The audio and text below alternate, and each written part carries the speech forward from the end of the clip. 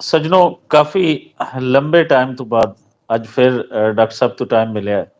ਔਰ ਡਾਕਟਰ ਸਾਹਿਬ ਦਾ ਜਿਵੇਂ ਕਿ ਤੁਹਾਨੂੰ ਸਾਰਿਆਂ ਨੂੰ ਪਤਾ ਸੀ ਕਿ ਪਾਕਿਸਤਾਨ ਆਏ, ਔਰ ਪਾਕਿਸਤਾਨ ਆਏ ਤੇ ਇਸ ਦਫਾ ਤੇ ਵਾਕਈ ਆਏ, ਔਰ ਜਿਵੇਂ ਕਹਿੰਦੇ ਨਾ ਕਿ ਆਣਾ ਔਰ ਛਾ ਜਾਣਾ, ਤੇ ਛਾ ਗਏ।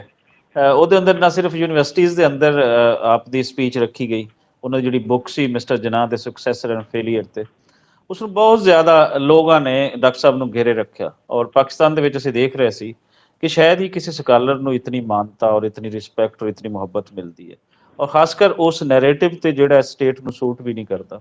ਉਹਨਾਂ ਲੋਕਾਂ ਦੀ ਜਿਹੜੇ ਕਿ ਪਿਛਲੇ 76 ਸਾਲਾਂ ਤੋਂ ਜੋ ਜ਼ੇਨਸਾਜ਼ੀ ਕੀਤੀ ਗਈ ਹੈ, ਅਗਰ ਇਸ ਤਰ੍ਹਾਂ ਦੀ ਗੱਲ ਕੀਤੀ ਜਾਵੇ ਤਾਂ ਇਸ ਨੂੰ ਐਕਸੈਪਟ ਨਹੀਂ ਕਰਦੇ। ਲੇਕਿਨ ਡਾਕਟਰ ਸਾਹਿਬ ਦਾ ਸੱਚ ਦਾ ਜਾਦੂ ਸੀ, ਹਕੀਕਤ ਪਸੰਦੀ ਦਾ ਜਾਦੂ ਸੀ, ਬਲਕਿ ਜਾਦੂ ਸਾਨੂੰ ਕਹਿਣਾ ਨਹੀਂ ਚਾਹੀਦਾ, ਸੱਚ ਦੀ ਉਹ ਚਾਨਣਾ ਸੀ ਜਿੰਦੇ ਛਾਵੇਂ ਲੋਕ ਬੈਠੇ। ਉਹਦੇ ਵਿੱਚ ਯੂਨੀਵਰਸਿਟੀਜ਼ ਦੇ ਬੱਚੇ ਵੀ ਸਨ, ਆਮ ਸਕਾਲਰ ਵੀ ਸੀ, ਔਰ ਮੇਲਾ ਲੱਗਿਆ ਰਿਹਾ। ਸੋ ਅੱਜ ਦੀ ਜਿਹੜੀ ਟਾਕ ਹੈ ਉਹ ਡਾਕਟਰ ਸਾਹਿਬ ਦੇ ਨਾਲ ਇਹਨਾਂ ਦੀ ਜਿਹੜੀ ਵਿਜ਼ਿਟ ਹੈ ਪਾਕਿਸਤਾਨ ਦਾ, ਉਹ ਕਿੰਝ ਦਾ ਰਿਹਾ, ਇਹਦੇ ਬਾਰੇ ਗੱਲਬਾਤ ਕਰਾਂਗੇ। ਸ਼ੁਕਰੀਆ ਡਾਕਟਰ ਸਾਹਿਬ, ਤੁਹਾਡੇ ਟਾਈਮ ਦੇਣ ਦਾ ਸਰ। बहुत बहुत मेहरबानी अहमद रजा साहब, बड़ी देर बाद आज मुलाकात हो रही है, तो थैंक यू सो मच। ਅੱਛਾ ਸਰ, ਤੁਹਾਡਾ ਇੱਕ ਵਾਰੀ ਹੋਰ ਸ਼ੁਕਰੀਆ ਕਿ ਟਾਈਮ ਤੁਸੀਂ ਕੱਢਿਆ ਆਪਣੇ ਬਿਜ਼ੀ ਸ਼ੈਡਿਊਲ ਦੇ ਵਿੱਚੋਂ। ਸਰ, ਪਾਕਿਸਤਾਨ ਦਾ ਸਭ ਤੋਂ ਪਹਿਲੇ ਤੇ ਅਸੀਂ ਉਸ ਤੇ ਪ੍ਰੋਗਰਾਮ ਕਰ ਚੁੱਕੇ ਸੀ ਕਿ ਤੁਸੀਂ ਇੱਥੇ ਆਏ, ਜਿਹੜੀ ਥਿੰਕ ਫੈਸਟੀਵਲ ਸੀ ਉਹ ਯਕੂਬ ਬੰਗਸ਼ ਹੋਰਾਂ ਨੇ ਤੁਹਾਨੂੰ ਇਨਵਾਈਟ ਕੀਤਾ, ਉਹ ਇੱਕ ਬਹਾਨਾ ਬਣਿਆ। ਉਸ ਤੋਂ ਬਾਅਦ ਫਿਰ ਇੱਥੇ ਲੋਕਾਂ ਦੀ ਇੱਕ ਲਾਈਨ ਲੱਗ ਗਈ, ਪ੍ਰੋਗਰਾਮ ਤੁਸੀਂ ਕਰਦੇ ਗਏ। ਤੁਸੀਂ ਕਰਾਚੀ ਵੀ ਗਏ, ਤੁਸੀਂ ਇਸਲਾਮਾਬਾਦ ਵੀ ਗਏ, ਤੁਸੀਂ ਲਾਹੌਰ ਦੇ ਅੰਦਰ ਵੀ ਰਹੇ, ਤੇ ਸ਼ੁਰੂਆਤ ਇਹ ਕਿੰਝ ਹੁੰਦੀਆਂ ਨੇ ਅਗਰ ਅਸੀਂ ਉਸ ਨੂੰ ਕੋਈ ਥੋੜਾ ਦੇਖੀਏ ਕਿ ਲੋਕਾਂ ਦਾ ਇਹ ਰੁਝਾਨ ਕਿੰਝ ਵਧਿਆ ਹੈ। ਕੀ ਤੁਸੀਂ ਫੀਲ ਕਰਦੇ ਹੋ ਕਿ ਪਹਿਲੇ ਦੀ ਨਿਸਬਤ ਇਸ ਦਫਾ ਕਿਹੜਾ ਐਸਾ ਚੇਂਜ ਸੀ ਕਿ ਜਿਹੜਾ ਲੋਕ ਤੁਹਾਡੇ ਪਿੱਛੇ ਸਣ ਕੇ? ਉਹਦੇ ਵਿੱਚ ਮੈਨੂੰ ਪਤਾ ਹੈ ਕਿ ਤੁਸੀਂ ਬਹੁਤ ਸਾਰੇ ਪ੍ਰੋਗਰਾਮ ਨਹੀਂ ਵੀ ਕਰ ਪਾਏ, ਇੱਕ ਤੇ ਪੰਜਾਬੀ ਪ੍ਰਚਾਰ ਦੇ ਨਾਲ ਪ੍ਰੋਗਰਾਮ ਜਿਹੜਾ ਸੀ ਸਿਟਿੰਗ ਕਰਨੀ ਸੀ ਉਹ ਵੀ ਨਹੀਂ ਕਰ ਪਾਏ ਤੁਹਾਡੇ ਬਿਜ਼ੀ ਸ਼ੈਡਿਊਲ ਦਾ ਕਰਕੇ। ਤੇ ਇਹਦੇ ਪਿੱਛੇ ਤੁਹਾਨੂੰ ਕੀ ਲੱਗਿਆ ਕਿ ਇਸ ਦਫਾ ਪਾਕਿਸਤਾਨ ਦਾ ਜਿਹੜਾ ਇੰਟੈਲੈਕਚੁਅਲ ਤਬਕਾ ਹੈ ਉਹਦੇ ਅੰਦਰ ਕੋਈ, ਤੁਸੀਂ ਜਾਂ ਸੋਚਣ ਵਾਲਾ ਤਬਕਾ ਹੈ ਉਹਦੇ ਅੰਦਰ ਕੋਈ ਸੋਚ ਦੇ ਅੰਦਰ ਚੇਂਜ ਦੇਖ ਰਹੇ ਹੋ ਸਰ? ਮੈਨੂੰ ਇੰਝ ਲੱਗਦਾ ਹੈ ਕਿ ਜੇ ਇਹ ਕਿਤਾਬ ਮੇਰੀ ਅੱਜ ਤੋਂ 3-4 ਸਾਲ ਪਹਿਲੇ ਆਈ ਹੁੰਦੀ ਤੇ ਮੇਰੇ ਮਗਰ ਸਾਰੇ ਪੈ ਜਾਂਦੇ। ਲੇਕਿਨ ਹੋਇਆ ਇਹ ਵੇ ਕਿ ਜੋ ਵੀ ਇਹ ਝੂਠ 76 ਸਾਲ 75 ਸਾਲ ਬੋਲਦੇ ਰਹੇ ਨੇ, ਉਹ ਜਦੋਂ ਤੱਕ ਪੰਜਾਬ ਦੀ ਆਪਣੀ ਇਕਨੋਮੀ ਦਾ ਬੁਰਾ ਹਾਲ ਨਹੀਂ ਹੋਇਆ, ਇੱਥੋਂ ਦੀ ਪੋਲੀਟੀਕਲ ਜਿਹੜੀ ਫੋਰਸਿਸ ਨੇ ਉਹਨਾਂ ਦੇ ਝਗੜੇ ਪਬਲਿਕਲੀ ਇੱਕ ਨਿਊਸੈਂਸ ਨਹੀਂ ਬਣ ਗਏ, ਯਾਨੀ ਲਾਹੌਰ ਦੇ ਵਿੱਚ ਟ੍ਰੈਫਿਕ ਹੀ ਮੂਵ ਨਹੀਂ ਕਰਦੀ ਕਿਉਂਕਿ ਇਮਰਾਨ ਖਾਨ ਦੇ ਜਿਆਲੇ ਜਿਹੜੇ ਨੇ ਉਹ ਹਰ ਵੇਲੇ ਰੋਡਾਂ ਤੇ ਬਲੂਕ ਕੀਤਾ ਹੋਇਆ ਹੈ। ਤੇ ਜਦੋਂ ਲੋਕਾਂ ਨੂੰ ਆਪਣੇ ਐਕਸਪੀਰੀਅੰਸ ਤੋਂ ਕਹਿੰਦੇ ਨੇ ਜਗ ਬੀਤੀ ਤੇ ਆਪ ਬੀਤੀ, ਤੁਸੀਂ ਸੁਣਿਆ ਹੀ ਹੋਇਆ, ਤੇ ਜਦੋਂ ਖੁਦ ਇਹ ਸਾਰੀ ਚੀਜ਼ਾਂ ਬਾਕੀ ਪਾਕਿਸਤਾਨ ਤੋਂ ਹਟ ਕੇ ਪੰਜਾਬ ਦੇ ਵਿੱਚ, ਲਾਹੌਰ ਦੇ ਵਿੱਚ ਤੇ ਬਾਕੀ ਸ਼ਹਿਰਾਂ 'ਚ ਇਹ ਫੀਲਿੰਗ ਹੋ ਰਹੀ ਹੈ ਕਿ ਸਾਡੀ ਸਟੇਟ ਜਿਹੜੀ ਹੈ ਇਹ ਲੁੱਟ ਮਾਰ ਦੇ ਵਿੱਚ ਤੇ ਨੰਬਰ 1 ਹੈ, ਔਰ ਲੋਕਾਂ ਦੀ ਪਬਲਿਕ ਸਰਵਿਸਿਜ਼ ਵਿੱਚ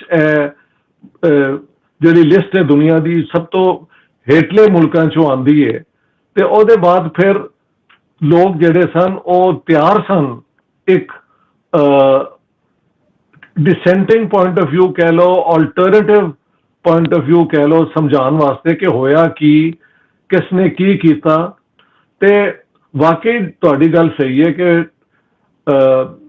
वो जड़ा है अफकार वाले थिंक फेस्ट वाले ने मैंने इनवाइट तो कर लिया, लेकिन मैं अपने तौर पर खासा घबराया होया सा कि यार जिन्ना साहब ते किताब के बाद पता नहीं की होएगा पाकिस्तान, क्योंकि उत्थे तो उन्होंने इंसान की बजाय पता नहीं केड़ा मुकाम देता है, जिस तरह के कोई वली अल्लाह होन। हाँ जी, he was just a human being like all of us, और ह्यूमन बीइंग्स नूं पूरा तुहानू हक है एज अ पब्लिक इंटलैक्चुअल कि उहदे किरदार नूं समझिया जाए।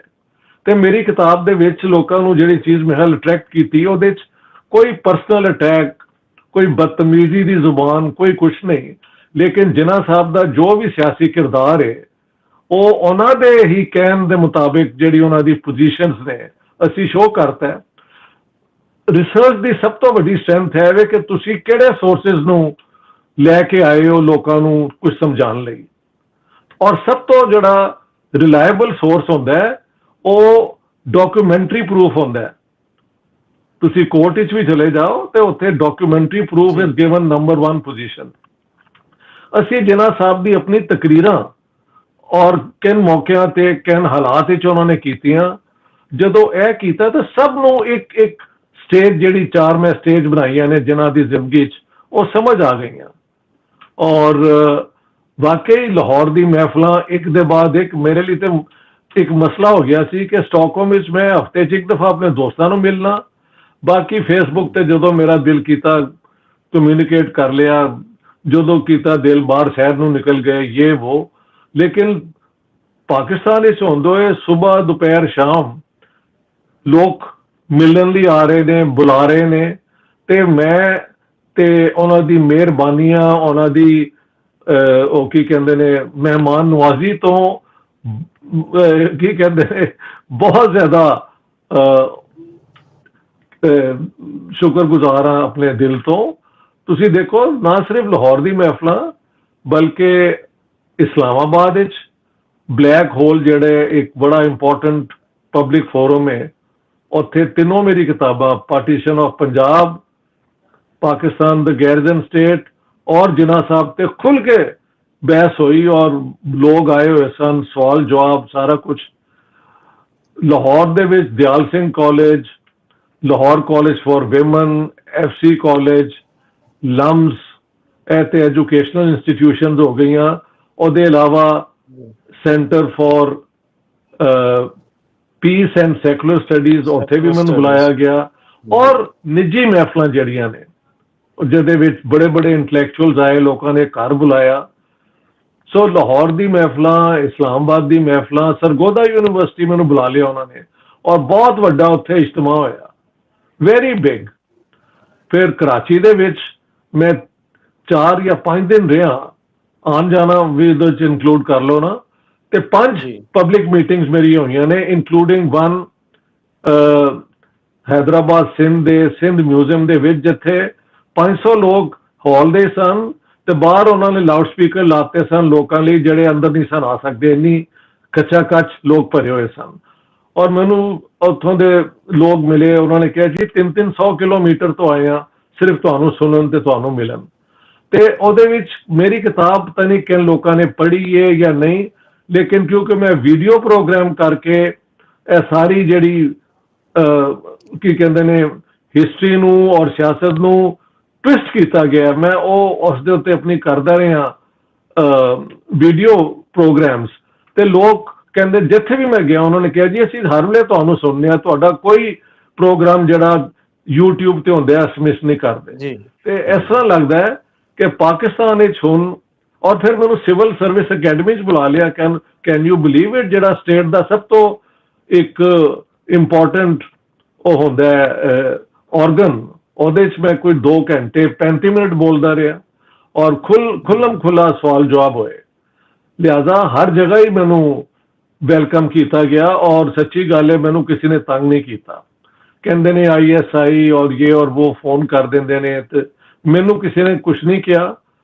ਔਰ ਹਰ ਜਗ੍ਹਾ ਤੇ ਬੜੀ ਮੁਹੱਜ਼ਬ, ਬੜੀ ਇੱਕ ਸਵਾਲ ਜਵਾਬ ਹੋਏ। ਕੁਛ ਲੋਕਾਂ ਨੇ ਪੁੱਠੇ ਸਵਾਲ ਵੀ ਕੀਤੇ, ਲੇਕਿਨ ਹਰ ਇੱਕ ਦਾ ਮੈਂ ਜਵਾਬ ਦਿੱਤਾ, ਔਰ ਤਾੜੀਆਂ ਵੀ ਲੋਕਾਂ ਨੇ ਮਾਰੀਆਂ। ਸੋ ਮੇਰੇ ਖਿਆਲ ਨਾਲ ਲੋਕ ਹੁਣ ਤੰਗ ਆ ਗਏ ਸਨ ਝੂਠ ਸੁਣ ਕੇ, ਤੇ ਮੇਰੀ ਕਿਤਾਬ ਜਸਟ ਇਨ ਟਾਈਮ, ਜੋ ਲੋਕ ਚਾਹੁੰਦੇ ਸਨ ਕਿ ਸੱਚ ਦੇ ਵੱਲ ਕੋਈ ਸਾਨੂੰ ਦੱਸੇ, ਤੇ ਫਿਰ ਮੇਰੀ ਕਿਤਾਬ ਆਈ ਹੈ। ਸੋ ਇਹ ਇੱਕ one can say this has been a very happy coincidence, ਇਤਫਾਕ ਇਸ ਤਰ੍ਹਾਂ ਹੋਇਆ। ਅੱਛਾ ਸਰ, ਇੱਥੇ ਬੈਠੇ ਹੋ, ਸੱਚੀ ਗੱਲ ਇਹ ਹੈ ਕਿ ਮੈਂ ਤੇ ਮੇਰੇ ਦੋਸਤ ਡਿਸਕਸ ਵੀ ਕਰ ਰਹੇ ਸੀ ਕਿ ਖੈਰ ਹੋਵੇ ਡਾਕਟਰ ਸਾਹਿਬ ਕਿਤੇ ਫੜੇ ਨਾ ਜਾਣ। ਸਿੱਧੀ ਗੱਲ ਕਰਦੇ ਆ, ਖੁੱਲੀ ਗੱਲ ਕਰਦੇ ਆ, ਕਿ ਇੱਥੇ ਵਾਰਾ ਹੀ ਨਹੀਂ ਖਾਂਦਾ, ਜਿਵੇਂ ਪਹਿਲੇ ਹਲਕਾ ਜਿਹਾ ਇਸ਼ਾਰਾ ਦਿੱਤਾ। ਤੁਹਾਡੇ ਜ਼ਿਹਨ ਦੇ ਵਿੱਚ ਵੀ ਇਹ ਡਰ ਹੈ ਸੀ? ਡਰ ਤੇ ਹੈ ਸੀ ਕਿ ਫੜਨ ਭਾਵੇਂ ਮੈਨੂੰ ਨਾ, ਉਹ ਇਹ ਕਹਿ ਸਕਦੇ ਨੇ ਕਿ ਜੀ ਕਿ ਇਹਨਾਂ ਨੂੰ ਪਲੇਟਫਾਰਮ ਨਾ ਦਿਓ, ਅਸੀਂ ਨਹੀਂ ਚਾਹੁੰਦੇ ਇੱਥੇ ਬੋਲ ਸਕਣ, ਜਾਂ ਮੈਨੂੰ ਕਹਿ ਸਕਦੇ ਸਨ ਕਿ ਜੀ ਪਲੀਜ਼ ਲੀਵ ਪਾਕਿਸਤਾਨ, ਅਸੀਂ ਤੁਹਾਨੂੰ ਮਤਲਬ ਨਹੀਂ ਚਾਹੁੰਦੇ। ਕੋਈ ਜ਼ਰੂਰੀ ਨਹੀਂ ਹੁੰਦਾ ਕਿ ਮੈਨੂੰ ਅਰੈਸਟ ਕਰਦੇ, ਮੈਂ ਤੇ ਸਵੀਡਿਸ਼ ਸਿਟੀਜ਼ਨ ਆ ਨਾ। ਤੇ ਖੈਰ ਜੇ ਉਹ ਕਰਨਾ ਚਾਹਣ ਤੇ ਹਰ ਚੀਜ਼ ਹੋ ਸਕਦੀ ਹੈ, ਕੋਈ ਬੰਦਾ ਤੁਹਾਨੂੰ ਗੋਲੀ ਵੀ ਮਾਰ ਸਕਦਾ ਹੈ, ਪਤਾ ਹੀ ਨਹੀਂ ਲੱਗਦਾ। ਲੇਕਿਨ ਮੈਨੂੰ ਲੱਗਦਾ ਕਿ ਉਹਨਾਂ ਨੇ ਇਹ ਫੈਸਲਾ ਕਰ ਲਿਆ ਸੀ ਕਿ ਯਾਰ ਲੋਕ ਇੰਨੇ ਤੰਗ ਆਏ ਦੇ ਨੇ, ਤੇ ਇੱਕ ਇਹ ਪੁਆਇੰਟ ਆਫ ਵਿਊ ਵੀ ਆਣੇ ਦਿਓ, ਸ਼ਾਇਦ ਉਹ ਦੇਖਣਾ ਚਾਹਣ ਕਿ ਲੋਕ ਕਿੰਨੇ ਮੇਰੀ ਗੱਲ ਸੁਣਨ ਆਉਂਦੇ ਨੇ। ਉਸ ਤੋਂ ਵੀ ਇੱਕ ਉਹਨਾਂ ਦੀ ਅਸੈਸਮੈਂਟ ਹੁੰਦੀ ਹੈ ਨਾ ਕਿ ਲੋਕਾਂ ਦਾ ਮੂਡ ਕੀ ਹੈ। ਤੁਸੀਂ ISI ਨੂੰ ਜਾਂ ਇੰਟੈਲੀਜੈਂਸ ਸਰਵਿਸਿਜ਼ ਨੂੰ ਬੇਵਕੂਫ ਨਾ ਸਮਝੋ। ਉਹਨਾਂ ਦੀ ਵੀ ਇੱਕ ਹੁੰਦੀ ਹੈ ਕਿ ਇਹ ਬੰਦਾ ਠੀਕ ਹੈ ਕ੍ਰਿਟਿਸਾਈਜ਼ ਕਰਦਾ ਹੈ, ਲੇਕਿਨ ਇਹਦੀ ਨੀਅਤ ਕੋਈ ਭੈੜੀ ਨਹੀਂ ਹੈਗੀ, ਇਹ ਪਾਕਿਸਤਾਨ ਦੇ ਬੈਸਟ ਇੰਟਰਸਟ 'ਚ ਬੋਲ ਰਿਹਾ ਹੁੰਦਾ ਹੈ। ਤੇ ਉੱਥੇ ਵੀ ਬਾਜ਼ ਅਮੀਰ ਲੋਕ ਬੈਠੇ ਹੋਣਗੇ ਨਾ। ਹਾਂ, ਜੇ ਮੈਂ ਕਿਸੇ ਫੋਰਨ ਗਵਰਨਮੈਂਟ ਦਾ ਏਜੰਟ ਬਣ ਕੇ ਗੱਲ ਕਰਾਂ ਔਰ ਉਹ ਮੈਨੂੰ ਫੜ ਲੈਣ ਤੇ ਉਹਨਾਂ ਨੂੰ ਹੱਕ ਵੀ ਹੈ ਪੂਰਾ। ਕਿਸੇ ਨੂੰ ਇਹ ਹੱਕ ਨਹੀਂ ਕਿ ਪਾਕਿਸਤਾਨ ਵਿੱਚ ਆ ਕੇ ਉੱਥੋਂ ਦੇ ਲਾਅ ਐਂਡ ਆਰਡਰ ਨੂੰ, ਉੱਥੋਂ ਦੀ ਸਿਆਸਤ ਨੂੰ ਤੁਸੀਂ ਡਿਸਟਰਬ ਕਰੋ ਕਿਸੇ ਫੋਰਨ ਪਾਵਰ ਦੇ ਕਹਿਣ ਤੇ। ਮੈਂ ਇਹਦੇ ਬਿਲਕੁਲ ਖਿਲਾਫ ਹਾਂ। ਤੇ ਅਸੀਂ ਪਾਕਿਸਤਾਨ ਨੂੰ ਜਦੋਂ ਕ੍ਰਿਟਿਸਾਈਜ਼ ਵੀ ਕਰਨੇ ਆ ਤੇ ਆਊਟ ਆਫ ਗੁੱਡਵਿਲ ਕਰਨੇ ਆ ਕਿ ਯਾਰ ਇਸ ਨੂੰ ਠੀਕ ਕਰੋ, ਲੋਕਾਂ ਦੇ ਮਸਾਇਲ ਹੱਲ ਕਰੋ। ਤੇ ਜਿਹੜੇ ਅਕਲ ਰੱਖਦੇ ਨੇ ਉਹਨਾਂ ਨੂੰ ਸਮਝ ਆ ਜਾਂਦੀ ਹੈ ਗੱਲ ਕਿ ਕ੍ਰਿਟਿਸਾਈਜ਼ ਕਰਨਾ ਸ਼ਾਇਦ ਪਸੰਦ ਉਹਨੂੰ ਨਾ ਆਏ, ਲੇਕਿਨ ਗੱਲ ਤੇ ਮੈਂ ਸਹੀ ਕਰ ਰਿਹਾ ਨਾ ਕਿ ਭੁੱਖ ਨੰਗ ਖਤਮ ਕਰੋ, ਹਾਂਜੀ, ਮਹਿੰਗਾਈ ਖਤਮ ਕਰੋ, ਲੋਕਾਂ ਦੀ ਬਿਜ਼ਨੈਸਿਸ ਦੁਬਾਰਾ ਰਿਵਾਈਵ ਕਰਨ ਦੀ ਕੋਈ ਕੋਸ਼ਿਸ਼ ਕਰੋ। ਇਹ ਭੈੜੀ ਗੱਲ ਹੈ, ਇਹਦੇ 'ਚ ਹੀ ਪਾਕਿਸਤਾਨ ਦਾ ਫਾਇਦਾ ਹੈ। ਤਾਂ ਮਹਿਲ ਇੱਕ ਮੈਚੋਰਿਟੀ ਵੀ ਹੈ ਉੱਥੇ। ਐਸਾ ਮੈਨੂੰ ਬਿਲਕੁਲ ਸਹੀ ਕਹਿ ਰਹੇ ਹੋ, ਔਰ ਇਸ ਦਫਾ ਸਾਨੂੰ ਵੇਖਣ ਨੂੰ ਵੀ ਮਿਲਿਆ। ਲੇਕਿਨ ਦੂਜੇ ਐਂਡ ਤੇ ਇਹ ਵੀ ਹੈ ਕਿ ਅਗਰ ਅਸੀਂ ਕਹੀਏ ਕਿ ਸਾਡੇ ਸਟੇਟ ਚਲਾਉਣ ਵਾਲੇ ਕੋਈ ਇਦਾਰੇ ਸੁਲਝ ਚੁੱਕੇ ਨੇ, ਤਾਂ ਉਹਨਾਂ ਦੇ ਅੰਦਰ ਸੌਰੀ ਟੂ ਸੇ ਮੈਂ ਪਾਕਿਸਤਾਨ ਔਰ ਲਾਹੌਰ ਦੇ ਵਿੱਚ ਬਹਿ ਕੇ ਕਹਿ ਰਹੀ ਹਾਂ ਕਿ ਅਜੇ ਕੋਈ ਸੁਲਝਾਓ ਨਹੀਂ ਆਇਆ।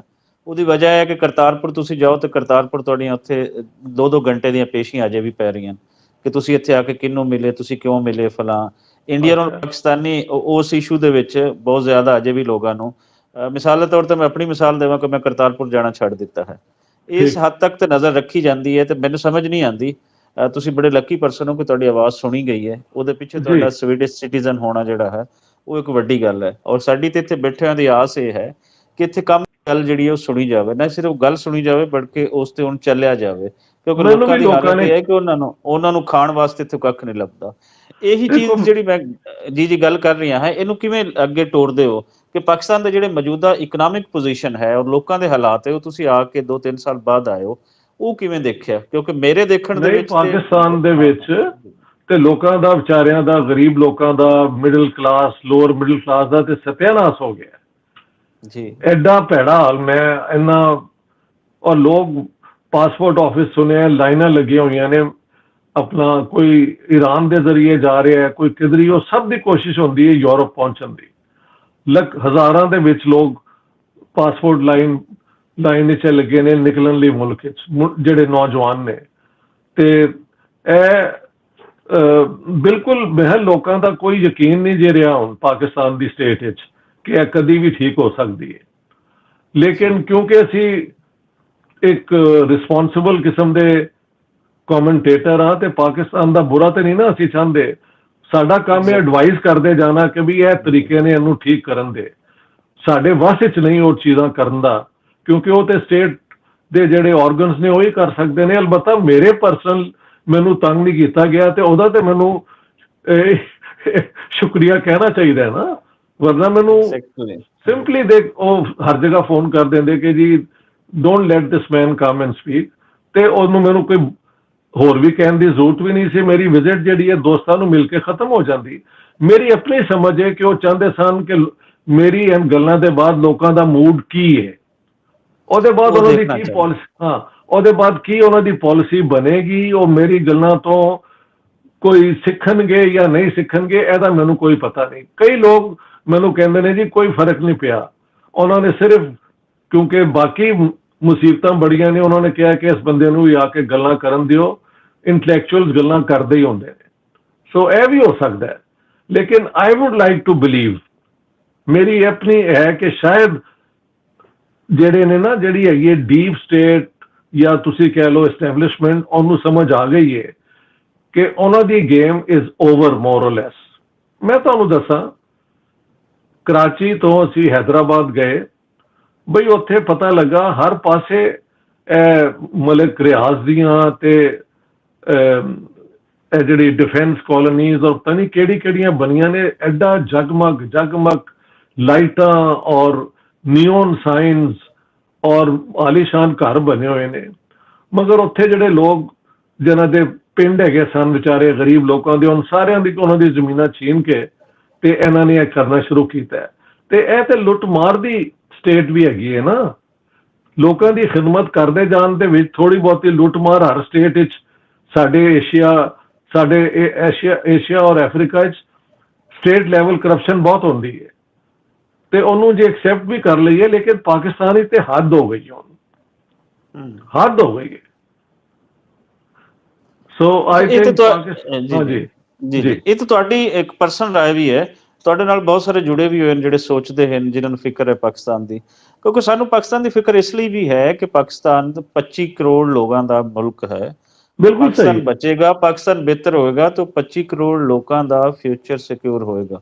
ਹਰ ਬੰਦਾ ਬਿਲਕੁਲ ਯੂਰਪ ਸਹੀ। ਨਹੀਂ ਬਚ ਸਕਦਾ, ਹਰ ਬੰਦੇ ਦਾ ਬਿਜ਼ਨਸ ਇੱਥੇ ਕੋਈ ਨਹੀਂ ਹੈ, ਉਹਨਾਂ ਲੋਕਾਂ ਦਾ ਕੀ ਬਚੇਗਾ। ਸੋ ਕੀ ਆਮ ਬਣੇਗਾ ਜਿਹੜਾ ਦਾਨਸ਼ਵਰ ਤਬਕਾ ਹੈ, ਆਮ ਸੋਚਣ ਵਾਲਾ ਹੈ, ਉਹ ਤੇ ਇਹੀ ਸੋਚਦਾ ਹੈ ਕਿ ਇਹਨਾਂ ਲੋਕਾਂ ਦਾ ਭਲਾ ਹੋਵੇ। ਸੋ ਜੀ ਅਲਟੀਮੇਟਲੀ ਸਾਰਿਆਂ ਦਾ ਇਹੀ ਸੋਚ ਹੈ ਕਿ ਪਾਕਿਸਤਾਨ ਦਾ ਭਲਾ ਹੋਵੇ। ਜੀ। ਤੁਹਾਨੂੰ ਇੱਕ ਸੋਚ ਇਹ ਅੱਛੀ ਨਜ਼ਰ ਆਈ ਕਿ ਹੁਣ ਥੋੜਾ ਐਕਸੈਪਟੇਬਿਲਿਟੀ ਜਿਹੜੀ ਹੈ ਉਹ ਵੱਧਦੀ ਮੇਰੇ ਜਾ ਲੈਵਲ ਰਹੀ ਹੈ। ਤੇ ਕਮਜ਼ ਹੈ ਸੀ, ਇੰਟਲੈਕਚੁਅਲ ਲੈਵਲ ਤੇ, ਲੇਕਿਨ ਕਰਤਾਰਪੁਰ ਜਾਣ ਤੇ ਜੇ ਰਿਸਟ੍ਰਿਕਸ਼ਨਸ ਹਨ, ਜੇ ਹਨ ਤੇ ਕਈ ਪਾਲਿਸੀਜ਼ ਚੱਲ ਰਹੀਆਂ ਨੇ, ਇਹਦਾ ਮਤਲਬ ਹੈ, ਸਮਝ ਗਏ ਨਾ ਤੁਸੀਂ। ਕੋਈ ਡਬਲ ਜੇ ਸਟੈਂਡਰਡ ਹੈ, ਕੋਈ ਸਮਝ ਨਹੀਂ ਆ ਰਹੀ। ਇੱਕ ਸਾਈਡ ਤੇ ਅਗਰ ਇਮਰਾਨ ਖਾਨ ਨੂੰ ਉਹਨੂੰ ਦਬਾਇਆ ਜਾ ਰਹੀ ਹੈ, ਦੂਜੀ ਸਾਈਡ ਤੇ ਉਹਨੂੰ ਸਪੋਰਟ ਕੀਤਾ ਜਾ ਰਹੀ ਹੈ। ਖੈਰ ਇਹ ਅਸੀਂ ਉਸ ਤੇ ਪੋਲੀਟੀਕਲ ਪੋਜੀਸ਼ਨ ਹੈ ਉਹਦੇ ਤੇ ਬਾਅਦ ਵਿੱਚ ਆਉਂਦੇ ਹਾਂ ਕਿ ਕਿਵੇਂ ਉਹ ਖੇਡ ਖਿਡਾਏ ਜਾ ਰਹੇ ਨੇ ਜਾਂ ਕੀ ਹੈ। ਜੀ ਜੀ। ਪਹਿਲੇ ਤਾਂ ਤੁਹਾਡੇ ਦੋਸਤਾਂ ਦੀ ਕੀ ਰਾਏ ਹੈ ਪਾਕਿਸਤਾਨ ਦੇ ਬਾਰੇ, ਕਿਉਂਕਿ ਤੁਹਾਡੇ ਦੋਸਤ ਜਿਹੜੇ ਹਨ ਉਹਨਾਂ ਨੂੰ ਤੁਹਾਡੇ ਨਾਲ ਮੁਹੱਬਤ ਵੀ ਹੈ, ਤੁਹਾਡੇ ਖਿਆਲਾਤ ਦੇ ਨਾਲ ਉਹਨਾਂ ਨੂੰ ਬਿਲਕੁਲ ਜੁੜੇ ਹੋਏ ਨੇ। ਜਦੋਂ ਤੁਸੀਂ ਆਏ ਉਹਨਾਂ ਦੇ ਕੀ ਖਿਆਲਾਤ ਸੀ, ਫਿਰ ਜਦੋਂ ਤੁਸੀਂ ਗਏ ਹੋ ਉਹ ਪਾਕਿਸਤਾਨ ਬਾਰੇ ਕੀ ਸੋਚਦੇ ਨੇ ਜਿਹੜੇ ਪੂਰੀ ਉਹ ਦੁਨੀਆ ਤੇ ਇਹੀ ਕਹਿੰਦੇ ਸਨ ਜ਼ਿਆਦਾਤਰ, ਦ ਪਾਕਿਸਤਾਨ ਸਟੋਰੀ ਇਜ਼ ਫਿਨਿਸ਼ਡ, ਯਾਨੀ ਲੋਕਾਂ 'ਚ ਪੈਸਿਮਿਜ਼ਮ ਦੀ ਹੱਦ ਹੋ ਚੁੱਕੀ ਹੈ। ਬਲਕਿ ਮੈਂ ਐਸੀ ਮਹਿਫਲਾਂ 'ਚ ਗਿਆ ਜਿੱਥੇ ਸ਼ਾਇਦ ਮੇਰੀ ਸੋਚ ਦੇ ਲੋਕ ਨਹੀਂ ਹੈਗੇ, ਮੇਨ ਸਟ੍ਰੀਮ ਲੋਕ ਜਿਹੜੇ ਨੇ ਉਹ ਵੀ ਇਹ ਕਹਿੰਦੇ ਸਨ ਕਿ ਇਸ